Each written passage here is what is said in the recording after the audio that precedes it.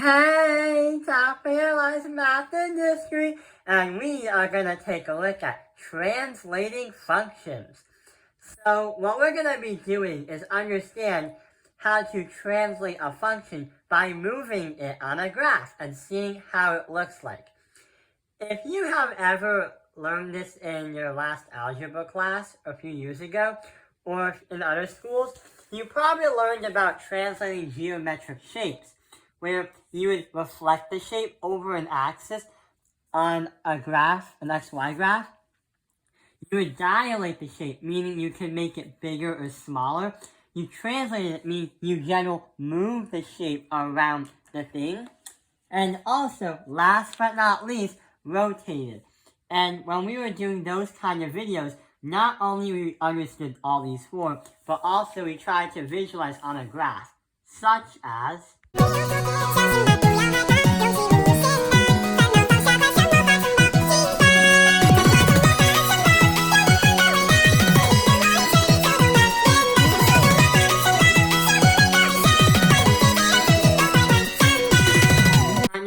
only we're going to do shapes, we're going to do translating functions.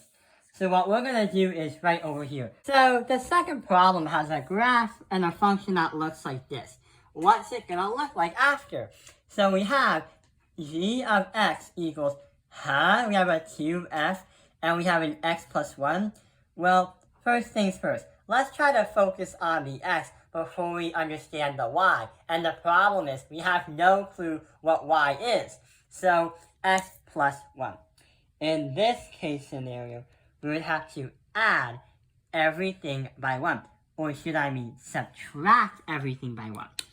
Why? Because from the rule book way over here, sort of like the traffic laws of mathematics, if d is a negative number, then the graph is going to, wait, that's d. If c is a negative number, the graph will go left. But why do we see a positive number? Well, take a look at this. A negative and a negative are the parts to make a positive number, which means that even though it looks like a positive, it consists of two negative symbols, which also means why we move to the right, using that one on the last problem. So going back to this problem right here, let's start seeing what happens when we try to subtract everything by negative 1. So here is what we're going to do. Negative 7 minus 1 is negative 8. 0 minus 1 is going to be negative 1. Followed by 3 minus 1 is going to be 2.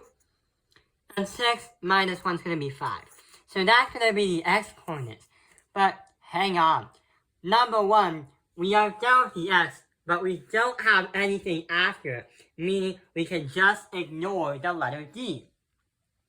And the problem is we have a 2f, meaning that somehow this function right here is going to get way bigger, a lot bigger. So big that we might have to expand the graph. And not only that, the graph is something that can expand infinitely. The pieces of paper that waste trees cannot. So remember, don't waste paper unless it's for like educational use. So what we have to do for y is, why do we do this and how do we do it? If a in the equation helps you understand the scale and reflection of an object, if a represents number 2, if a is greater than 1, then the graph will grow, which means what we have to do is mathematically, we have to multiply all the y's by 2. So we have an a which is greater than 1, meaning this so-called function is going to grow a lot bigger. Possibly, 2 times bigger, which means we have to multiply the y by 2. Transferring data. So 4 times 2 is 8. Negative 3 times 2 is negative 6. Negative 3 times 2 is negative 3. And negative 3 times 2 is going to be 6. And correction, negative 3 times 2 is going to be negative 6. So we're going to change the graph and make and visualize what the function is.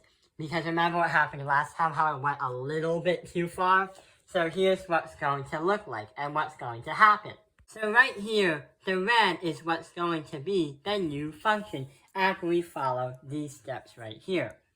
So it's going to be negative 8, positive 8, negative 1, negative 6, positive 2, negative 6, and positive 5, positive 6.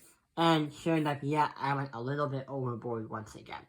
But what I meant is the point for positive 5, positive 6 is supposed to be here. Not all the way up there, because that is close to 8. And that is how we graph this one. But remember how the last problem said move right by 4 and move down by negative 3? How are we going to say this? Well, one, the so-called function, or the picture, it expanded. Meaning, here's what we have to say. The vertical stretch of 2, meaning it multiplied its size by 2, is going to be moved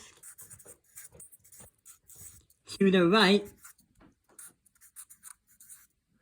We move to the left.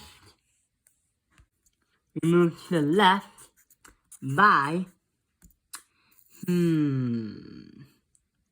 negative 1. So those are the directions right here. The vertical stretch of 2 and is moved by left by negative 1.